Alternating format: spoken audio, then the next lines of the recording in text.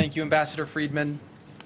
You've really done a great job today, and you've done a great job as an ambassador, but today's really been spectacular. So thank you very much.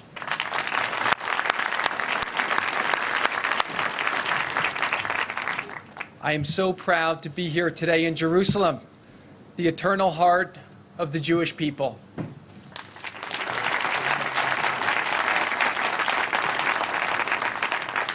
And I am especially honored to be here today as a representative of the 45th President of the United States, Donald J. Trump.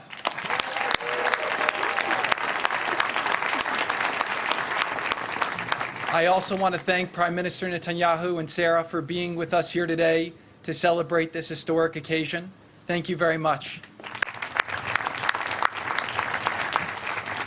I'd like to ask all of the members of Congress who are here on their delegations to rise and be recognized. Today would not be possible without your advocacy throughout the years.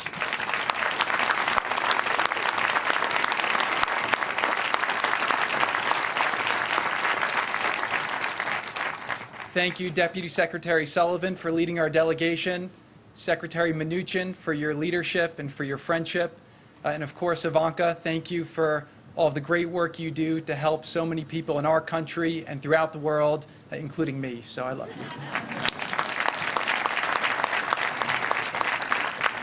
I also want to acknowledge Vice President Mike Pence for his tireless efforts to strengthen the U.S.-Israel relationship.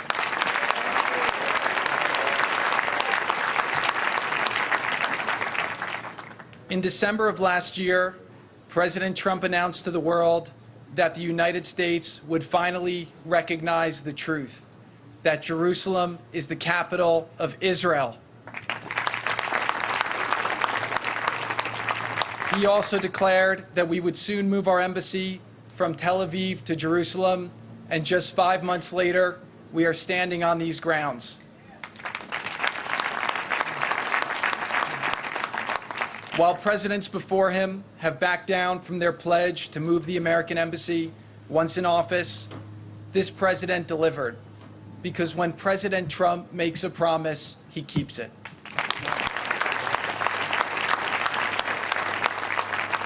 But today also demonstrates American leadership. By moving our embassy to Jerusalem, we have shown the world once again that the United States can be trusted. We stand with our friends and our allies, and above all else, we've shown that the United States of America will do what's right, and so we have.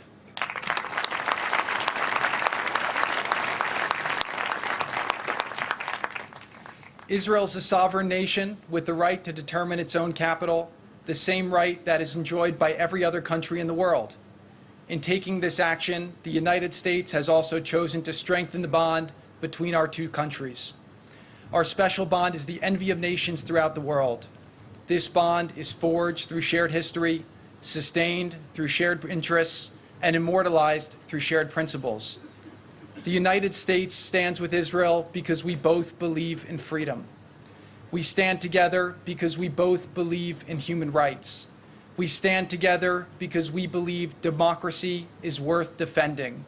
And the United States stands with Israel because we know that it is the right thing to do.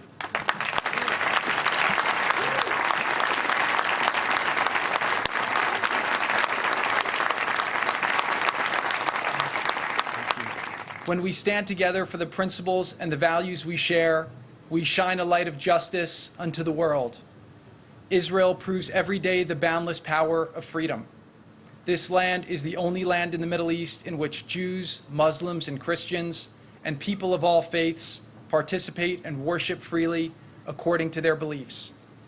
Israel protects women's rights, freedom of speech, and the right of every individual to reach their God-given potential.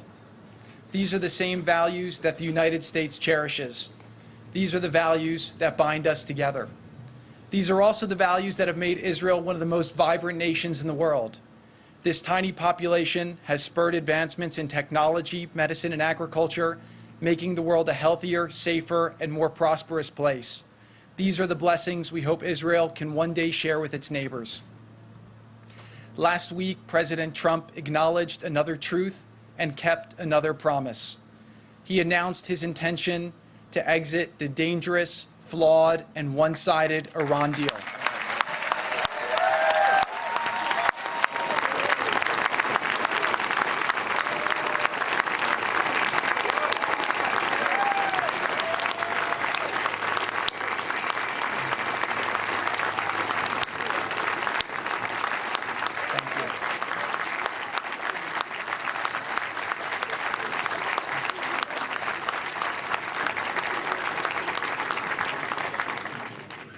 Iran's aggression threatens the many peace-loving citizens throughout the region and the entire world.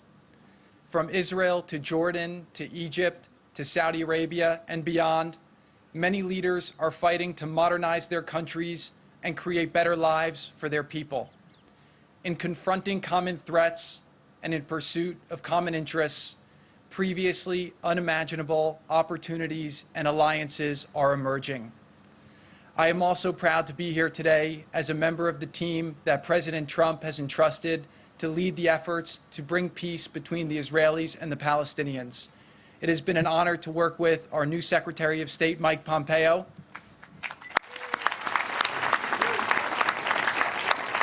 National Security Advisor John Bolton,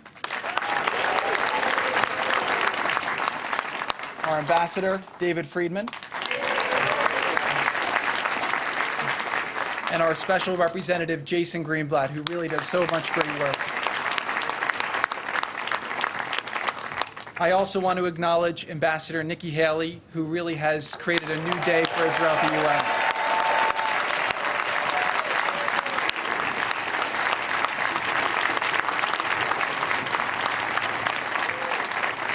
UN. On December 6th, President Trump was very clear that his decision and today's celebration do not reflect a departure from our strong commitment to lasting peace, a peace that overcomes the conflicts of the past in order to give our children a brighter and more boundless future. As we have seen from the protests of the last month and even today, those provoking violence are part of the problem and not part of the solution.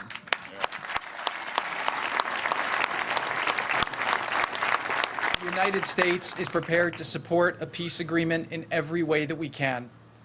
We believe that it is possible for both sides to gain more than they give so that all people can live in peace, safe from danger, free from fear, and able to pursue their dreams. The United States recognizes the sensitivity surrounding Jerusalem, a city that means so much to so many. Jerusalem is a city unique in the history of civilization. No other place on earth can claim significance to three major religions. Each day, Jews pray at the Western Wall, Muslims bow in prayer at Al-Aqsa Mosque, and Christians worship at the Church of the Holy Sepulchre. That is why President Trump has called many times, including right now, on all parties to maintain the status quo at Jerusalem's holy sites, including the Temple Mount, also known as Haram al-Sharif. While the challenges to peace are numerous, I have personally seen that the determination of the leaders in the region and throughout the world remains steadfast. They have seen too much pain, sorrow, and wasted opportunity, and they think it's time to try something better. Throughout history, Jerusalem has been the victim of war and conquest. It has been used to divide people and to instigate conflict by those with evil intentions. But it does not have to be this way. Jerusalem must remain a city that brings people of all faiths together, to visit, to worship, to respect each other, and to appreciate the majesty of history and the glory of God's creation. Israel has been a responsible custodian of Jerusalem and has kept these religious sites open to all. In fact, immediately after the 1967 war, one of the first acts of the Knesset was to adopt the Protection of Holy Places law, ensuring access to places of worship to members of all religions. Funds were immediately allocated to repair any damage to the churches, mosques, and synagogues that suffered through war, conflict, and neglect. As Israel turns 70, the search for a lasting peace turns over a new leaf, one of realism and of not being afraid to stand strongly with our allies for what is good, for what is right, and for what is true. Thank you.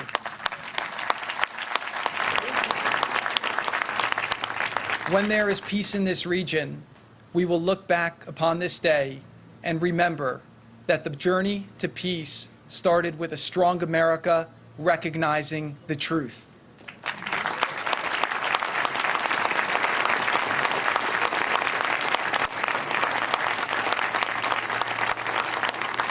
The pursuit of peace is the noblest pursuit of humankind.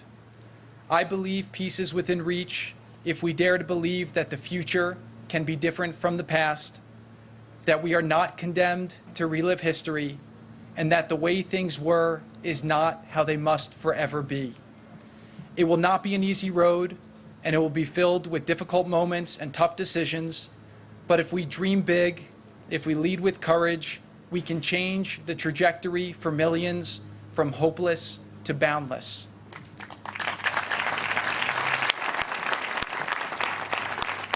This is a hope that many of us know personally.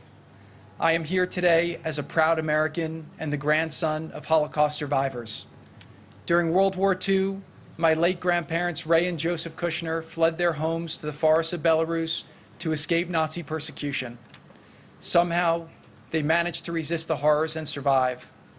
After the war, they built a new life in America, a beacon of hope, a land of limitless opportunity. In my office in the White House, I keep a photo of them on my desk to remind me of how high the stakes are when nations fail to recognize right from wrong and the decisive power America has to tip the scales in favor of the righteous.